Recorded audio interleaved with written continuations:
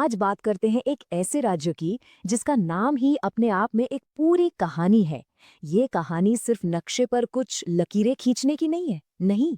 ये कहानी है दशकों के संघर्ष की, अपनी पहचान की और एक नई उम्मीद की।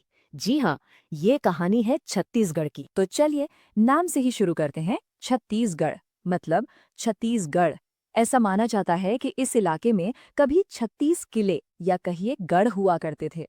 रतनपुर, रायपुर, सिरपुर, ऐसे ही कई गढ़ थे और इन्हीं 36 किलों से इस जमीन को इसका नाम मिला।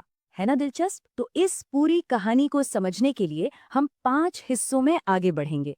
पहले जानेंगे इसकी प्राचीन पहचान, फिर समझेंगे कि अलग राज्य की मांग उठी ही क्यों।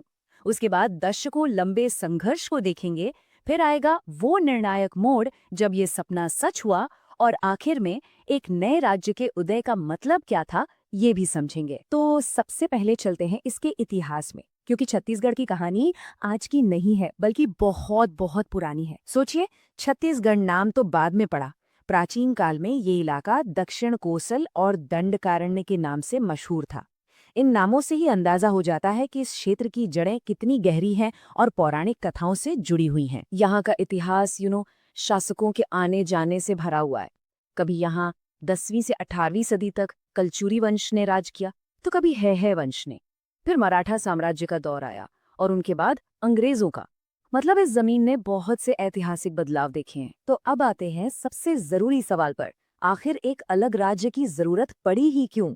ऐसी क्या वजह थी कि एक पूरा आंदोलन खड़ा हो गया? तो आखिर ये मांग उठी क्यों? चलिए इसकी जड़ों को समझते हैं। असल में इसके पीछे एक नहीं कई बड़ी वजहें थी। सबसे पहली बात, विकास में भारी असमानता थी। दूसरी, यहाँ कोयला, लोहा, बिजली सब कुछ था, लेकिन इसका फायदा यहाँ के लोगों तक पहुंच ही नहीं रहा था। फिर एक और बड़ा मुद्दा था, यहाँ की भाषा और संस्कृति की अनदेखी। और इन सबका नतीजा क्या हुआ? पिछड़ापन, जो जाने का नाम ही नहीं ले रहा था। और जब ऐसा होता है तो जाहिर है एक आवाज उठती है, एक संघर्ष शुरू होता है। ये लड़ाई थी अपनी पहचान और अपने हक के लिए, और ये लड़ाई दशकों तक चली। और ये कोई एक दो दिन की लड़ाई नहीं थी। सोचिए ये संघर्ष कितना लंबा चला।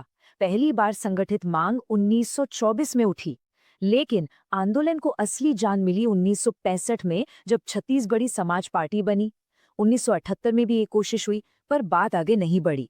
और 1990 का दशक आते आते तो ये आंदोलन एक जन आंदोलन बन चुका था। कोई भी आंदोलन बिना नेताओं के आगे नहीं बढ़ता। इसमें भी कई बड़े नाम शामिल थे। चंद्रशेखर बागसी, जागेश्वर प्रसाद, अमर सिंह ठाकुर और रुद्र गुप्ता जैसे कई लोगों ने इस लड़ाई की मशाल को जलाए रखा। लेकिन हर लंबे संघर्ष का एक निर्णायक मोड़ आता है, राइट?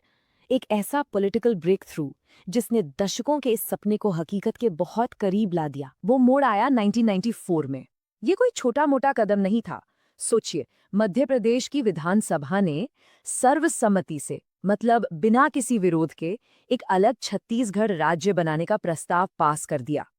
ये एक बहुत बहुत बड़ी जीत थी। और फिर आया वो पल, वो बयान जिसने सब कुछ बदल दिया। 1998 में अटल बिहारी वाजपेयी ने कहा, मुझे 11 सीटें दो, मैं राज्य दूंगा। बस इस एक लाइन ने जैसे लोगों की उम्मीदों को पंख लगा दिए। अब मंजिल साफ दिख रही थी। इसके बाद तो मानो सब कुछ पटरी पर आ गया। संसद में मध्य प्रदेश पुनर्गठन अधिनियम 2000 पास हुआ। फिर राष्ट्रपति ने भी इस पर अपनी मुहर लगा दी। और आखिरकार वो दिन आया, 1 नवंबर 2000, जब छत्तीसगढ़ आधिकारिक तौर पर भारत का एक नया राज्य बन गया। तो छत्तीसगढ़ बन तो गया, लेकिन इसका मतलब क्या था? क्या सिर्फ एक और नया राज्य बना, या इसका मतलब कुछ और, कुछ ज्यादा गहरा था? 26वां, भारत का 26वां राज्य।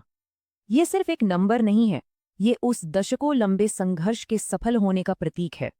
तो चलिए एक नजर डालते हैं कुछ जरूरी बातों पर। बना कब? 1 नवंबर 2000 को। किस राज्य से अलग हुआ? मध्य प्रदेश से। कानून कौन सा था? मध्य प्रदेश पुनर्गठन अधिनियम 2000। राजधानी बनी रायपुर, और शुरुआत में इसमें 16 जिले थे।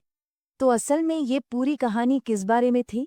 सिर्फ जमीन के एक टुकड़े की? नहीं, बिल्कुल नहीं। ये लड़ाई थी छत्तीसगढ़ी अस्मिता की, यानी अपनी पहचान की। ये लड़ाई थी यहाँ के लोगों के हक की, और एक बेहतर विकास के वादे की।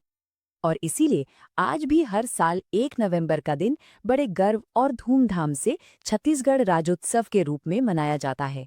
ये दिन उस संघर्ष और उस जीत को सलाम करने का दिन है। तो आखिर में एक सवाल तो बनता है, क्या ये सिर्फ एक नए राज्य के बनने की कहानी है, या फिर ये उस पहचान की कहानी है जिसे आखिरकार अपना सम्मान मिला, अपनी जमीन मिली? सोचिएगा जरूर।